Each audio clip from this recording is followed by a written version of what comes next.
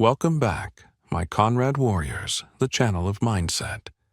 Today, we will be diving deep into the world of great Ashoka, his stories, strategies, and legacies. I have always been fascinated by the courage and strength of these warriors, and I cannot wait to share my passion with all of you. In the upcoming videos, we will be exploring the life and teachings of one of the greatest warriors in history, Ashoka. From his early days as a warrior prince to his transformation into a peaceful and enlightened ruler, we will uncover the secrets behind his success and learn valuable lessons that we can apply to our own lives. I believe that by studying the lives of great warriors, we can gain valuable insights into leadership, courage, and resilience. So, if you are ready to embark on this epic journey with me, hit that subscribe button.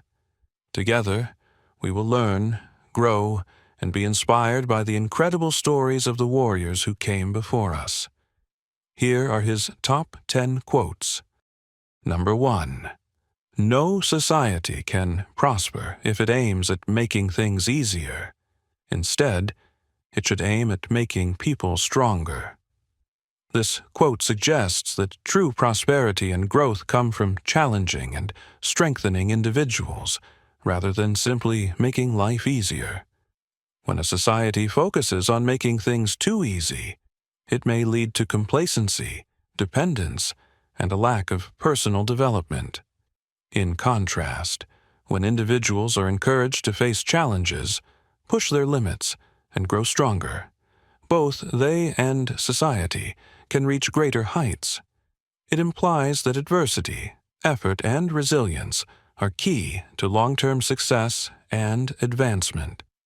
Example: you always choose the easiest workout routines that require minimal effort, such as walking on a flat surface rather than uphill, or not pushing the extra rep, or not increasing the weights every time you do a set.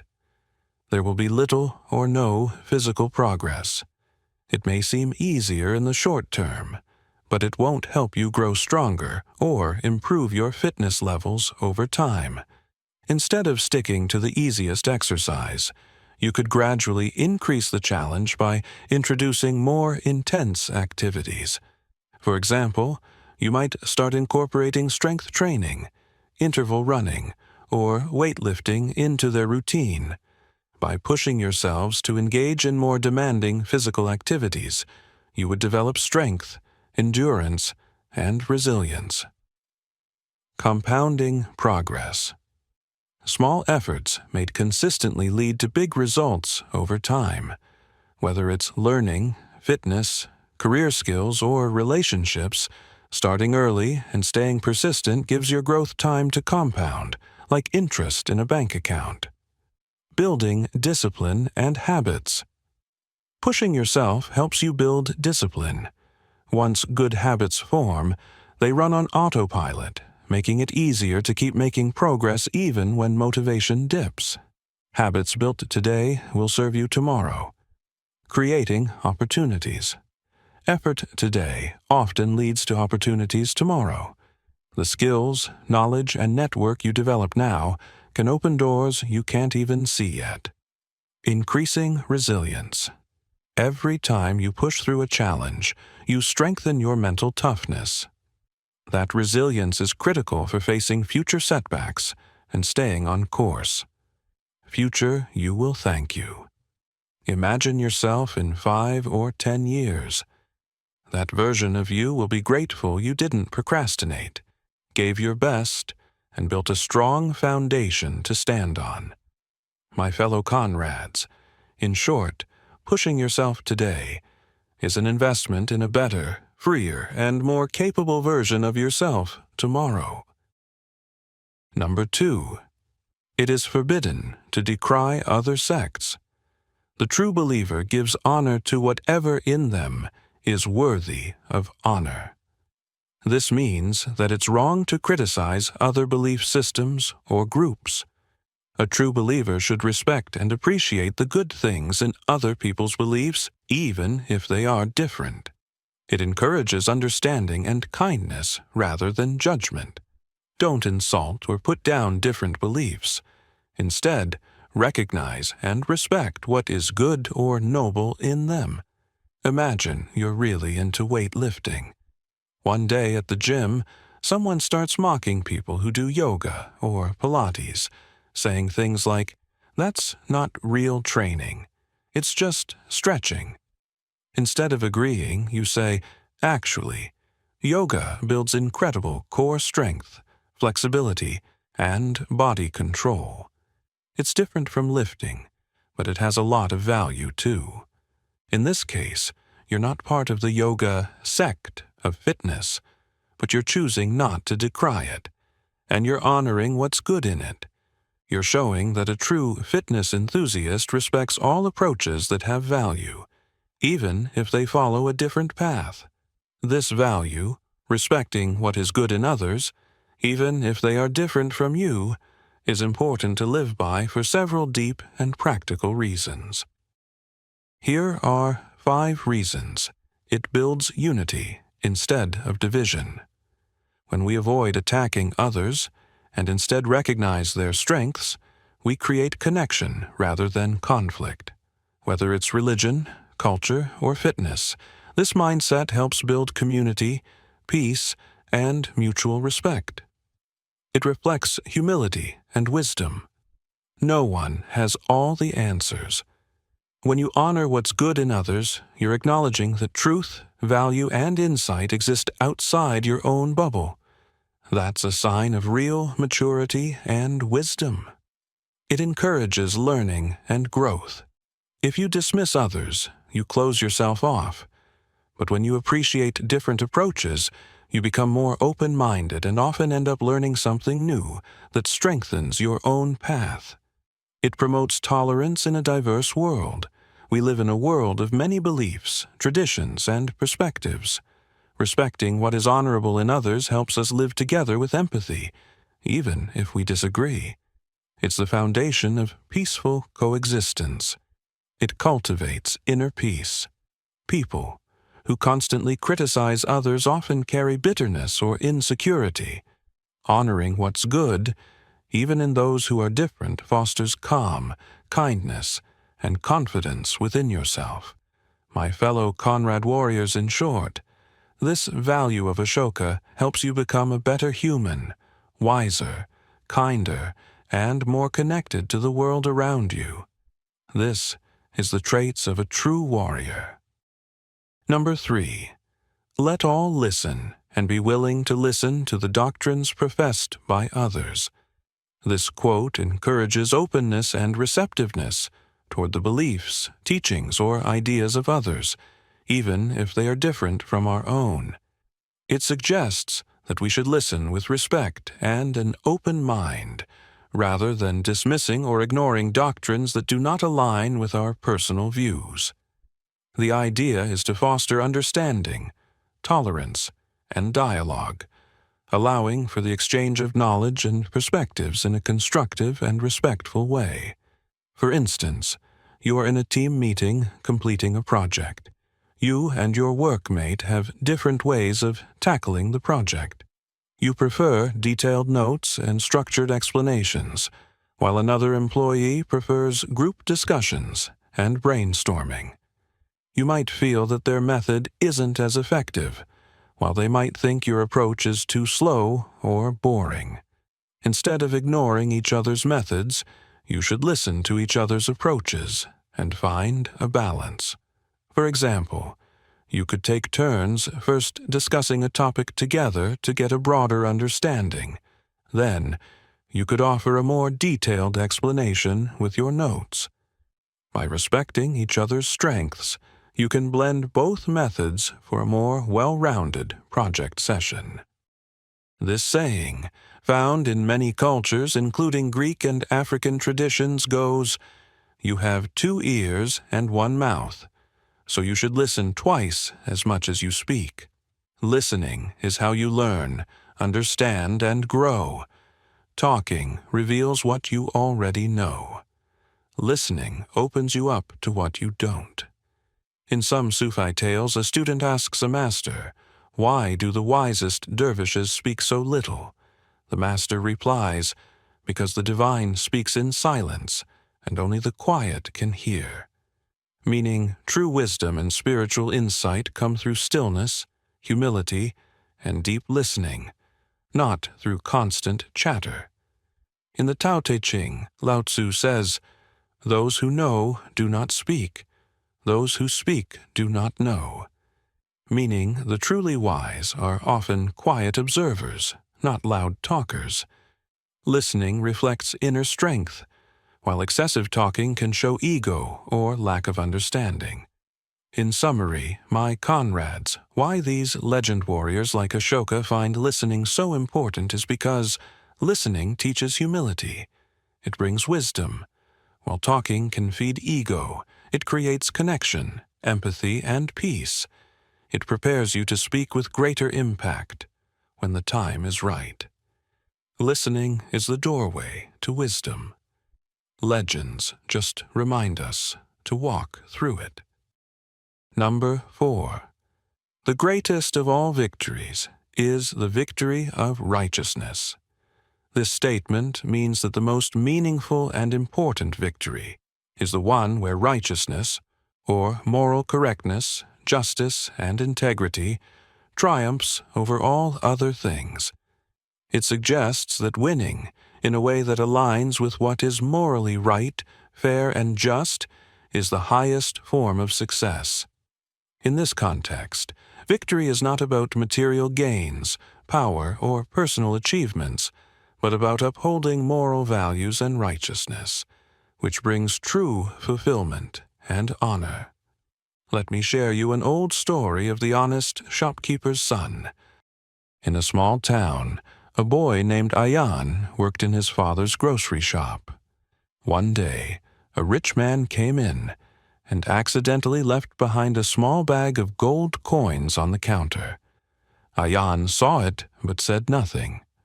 After the man left, he opened the bag and realized it was worth more than his father made in a whole year. Ayan's friends told him to keep it. "He'll never know it was here. You need the money more than he does."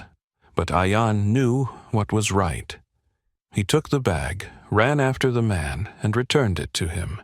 The rich man looked stunned and asked, "Why did you return it?" "You could have kept it." Ayan simply said, "Because it wasn't mine." Righteousness means doing what's right, even when it's hard or no one is watching. That gives you a clean conscience, peace of mind, confidence in your choices. When you live righteously, you don't carry guilt, lies, or regret. You walk through life grounded and clear. It builds trust and respect. People trust those who act with fairness, honesty, and kindness. Righteousness earns you respect, inspires others, and creates lasting relationships. Whether it's in your family, community, or workplace, righteous behavior holds things together. We live in a world filled with corruption, selfishness, and injustice. A righteous person stands as a light in the darkness, a voice for the voiceless, and a reminder that goodness still exists. Even when others go low, righteousness lifts the standard high. It gives people hope. It tests and strengthens your character. Righteousness is not always easy. It requires courage to speak truth, discipline to resist temptation, and patience to do right when others don't. But each time you choose what's right over what's easy, you grow stronger and more grounded in who you are. And finally, it aligns you with something greater. Whether you're religious or not, righteousness connects you to something higher. For believers, it aligns you with divine will, and for others, it connects you to universal justice and harmony. It reminds us we are here not just for ourselves, but for a greater purpose. In summary, my Conrad warriors, righteousness is important because it shapes the kind of person you become, the world you help build, and the legacy you leave behind. If the world had more righteousness, it would have more peace, fairness, and truth. Number 5. Let all listen and be willing to listen to the doctrines professed by others. This statement means that we should be open-minded and willing to listen to the beliefs, ideas, and viewpoints of others, even if they differ from our own. It encourages respect and understanding, suggesting that instead of immediately rejecting or judging what others believe, we should try to understand their perspectives. This fosters dialogue, tolerance, and deeper connections between people, promoting a more inclusive and peaceful environment. Let me share with you a classic story from ancient India that beautifully illustrates the value of listening to the doctrines of others. The Blind Men and the Elephant. Once upon a time, 6 blind men heard that a strange animal called an elephant had been brought to their town. None of them had ever encountered an elephant before, and they were curious. So they went to see it by touching it. Each man touched a different part. One touched the side and said, "An elephant is like a wall." One touched the tusk and said, "No, it's like a spear." One touched the trunk and said, "You're both wrong. It's like a snake." One touched the leg and said, "It's clearly a tree." One touched the ear and said, "No, it's like a fan." One touched the tail and said, "All of you are wrong. It's like a rope." They started arguing, each one insisting he was right, and the others were wrong. The quarrel grew louder until a wise man approached and said, "You are all right and all wrong. Each of you touched only one part of the elephant. To understand the full truth, you must first listen to each other." My Conrads, the moral of this story, just like the blind men, we all have limited perspectives. When we refuse to listen to others' views, we end up fighting over pieces of the truth. But when we're willing to listen, we gain a broader, deeper, and more honest understanding. Let all listen and be willing to listen to the doctrines professed by others. This story reminds us, no one has the full picture alone. Listening, truly listening, is the first step to wisdom. Listening and understanding other people's perspectives can lead to better outcomes and stronger relationships. Number 6. All men are children. As for my children, I desire that they may be provided with all the welfare and happiness of this world and of the next. So do I desire for all men. This statement means that everyone, no matter their age or status, is like a child in need of care and support. Just as a parent wants the best for their children, the speaker wishes the same happiness and well-being for all people, both in this life and the afterlife. It expresses universal compassion and a desire for the welfare of everyone. For example, you notice a colleague at work is struggling with a challenging project. They seem overwhelmed and are having a hard time asking for help, trying to handle everything on their own. You, however, feel they should manage the project themselves and don't want to intervene. Instead of assuming they can handle it alone, you approach them and offer support, just as a caring parent would help their child. You listen to their concerns and offer practical advice, or even volunteer to help with a portion of the work. By providing guidance and offering support, you help them feel more capable and less stressed. My Conrads, the lesson here is that just as you would want the best for your own children, you should extend that same care and support to others around you. By helping others when they struggle, you contribute to their success and well-being, creating a more compassionate and supportive environment for everyone. Remember True happiness comes from giving, and don't calculate what you get in return. Just keep giving until your heart is content. The left hand should not know what the right hand gives. This is the true art of happiness. Number 7. Conquered is best, with each hearing and respecting the other's teachings.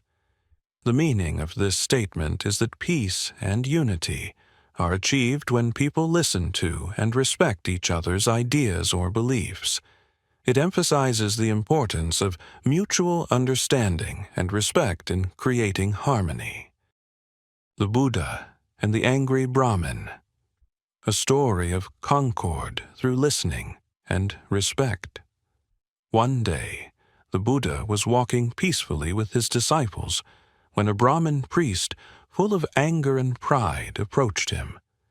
The Brahmin began to insult and scold the Buddha, calling him names and trying to provoke a reaction. But the Buddha stood calmly, silently listening. He did not argue, shout back, or insult the man. After a while, the Brahmin stopped, confused by the Buddha's stillness. He asked, "Why didn't you respond? I cursed you, insulted you, and yet you remained quiet. Why?" The Buddha replied gently, "If someone offers you a gift and you choose not to accept it, to whom does the gift belong?" The Brahmin thought and said, "To the one who offered it." The Buddha smiled and said, "Exactly. I do not accept your anger, so it remains with you. I choose to remain in peace." Ashoka, the world's greatest warrior, listened without judgment and responded with wisdom, not ego. He respected the other's right to speak, but chose not to return hate for hate. That is concord in action, hearing others, respecting their expression, but staying rooted in inner peace. Even in disagreement or confrontation, peace comes when we listen deeply, respond with wisdom, and respect the humanity of others. My Conrads, the lesson here is that unity and success come from respecting and valuing the different perspectives of others. By listening and working together, you can find a solution that benefits everyone, leading to better outcomes and stronger collaboration. Number 8. Wait. Just because there haven't been any survivors before doesn't mean there won't be any this time. The meaning of this statement is that just because something hasn't happened before doesn't mean it's impossible now. It encourages hope and the belief that new possibilities can emerge, even in situations where success or survival seemed unlikely in the past. Let's take the example of Elon Musk and the reusable rocket. Before SpaceX, every rocket ever launched into space was disposable. Launching something into orbit meant building a hugely expensive vehicle, launching it once and letting it crash or burn up on re-entry. NASA, Russia, private contractors, all accepted this.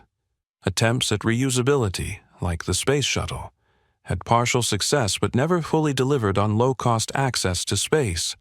Billions spent per launch, rockets destroyed every time, and many had tried and failed to change. This what Musk did. When Elon Musk started SpaceX in 2002, his vision was to land and reuse rockets like airplanes, something experts called impossible, a fantasy. Nearly everyone in the aerospace industry said it's never been done before. No one has survived trying. His response? In essence, just because no one has succeeded before doesn't mean we can't this time. The result? After multiple failures and near bankruptcy, in 2015, SpaceX became the first company ever to land an orbital-class rocket booster back on Earth. In 2017, they reused one. Now, in 2025, reusability is the norm for SpaceX, and it has completely transformed the economics of spaceflight. Now, not all of us are Elon Musk, but you can use this in your daily lives. For example, you want to start a business in a field where many others have tried and failed. You see that previous attempts have not been successful, and some people tell you it's unlikely to work because no one has succeeded before. Instead of giving up based on past failures, you decide to learn from previous mistakes, adapt your strategy, and innovate. You focus on new ideas, improve the business model, and approach things differently from those who failed before. You believe that while no one has survived the challenge in the past, your approach might succeed this time. The lesson here is that just because something hasn't been done before doesn't mean it's impossible now. By learning from the past, staying persistent, and being innovative, you can create new opportunities and achieve success where others may have failed. Number 9. You don't have to look tough to be tough. This statement means that true strength or toughness isn't about physical appearance or acting tough. It's about inner resilience, determination, and character. A person doesn't need to look or act in a certain way to be strong. Real toughness comes from how you handle challenges, persevere through difficult situations, and stay true to your values, regardless of how you appear to others. You are facing a personal challenge, like dealing with a health issue, and some people around you assume that you're struggling because you're not outwardly expressing how difficult it is. You're not complaining or showing my frustrations, but you're silently working through the situation with determination and perseverance. Instead of letting others' assumptions get you, you focus on handling the challenge in your own way, keeping a positive mindset, and taking the necessary steps to improve your situation. Even though you don't appear tough on the outside, you know your true strength lies in how you keep pushing forward despite the difficulties. My fellow Conrad warriors, true strength is not always visible. You don't need to fit the image of a warrior. You can be quiet, small, and physically limited. Yet your courage, intelligence, and resilience prove more effective than brute strength. Never judge someone's strength by appearances alone. Toughness often lives in quiet places. Strategy and patience can defeat brute force. Understand your environment, and that can win you the battle. Intelligence, preparation, and adaptability often matter more than raw power. Quiet people often have the loudest impact. Let people underestimate you. You don't need to boast or fight. Your actions speak louder than any words. Don't mistake silence for weakness. Still waters run deep. Strength is not about how you look. It's about what you do when it matters. The world often honors noise, but history remembers those who quietly saved it. Number 10. One should not honor only one's religion and condemn the religion of others, but one should honor others' religions for this or that reason. The meaning of this statement is that we should respect all religions, not just our own. It teaches that while it's natural to value your own beliefs, it's wrong to insult or look down on other people's faiths. Instead, we should recognize and appreciate the good in other religions too. This attitude promotes peace, understanding, and harmony among people of different beliefs. For instance, you were invited to a friend's family celebration, and you knew their religion was different from yours. Some of the practices were unfamiliar to you, and others around you made comments like, "Why are you even going?" That's not your religion. You chose to attend the celebration with an open mind. You listened, asked respectful questions, and even participated in the parts you were comfortable with. You didn't compare it to your own beliefs or judge it. You simply appreciated the values and love their family showed through their tradition. My Conrads. The lesson is that honoring another person's religion doesn't mean giving up your own. By showing respect, you deepened your friendship and gained a better understanding of someone else's world, helping build mutual respect and harmony. No single path holds all the truth. Truth is often shared across many paths. Honoring others' beliefs does not weaken your own. It strengthens collective understanding. My Conrad warriors. In summary, we have learnt from Ashoka that power without compassion destroys regret, can be the beginning of wisdom. Ashoka didn't deny what he had done. He faced it. And in doing so, he changed his entire way of ruling. Regret, when owned fully, can become the seed of transformation if we're brave enough to grow from it. True leadership serves all people, not just the strong. Ashoka realized that great leadership is not about ruling over people. It's about uplifting them, regardless of status or belief. Tolerance is a sign of strength, not weakness. Ashoka's famous edicts called for religious tolerance, not just accepting other faiths but honoring them. He realized that respecting others' beliefs is not surrender, it's civilization. Legacy is built on values, not victories. Today, Ashoka is remembered not for his wars, but for his wisdom and moral courage. What you build with swords may fall. What you build with values can last forever.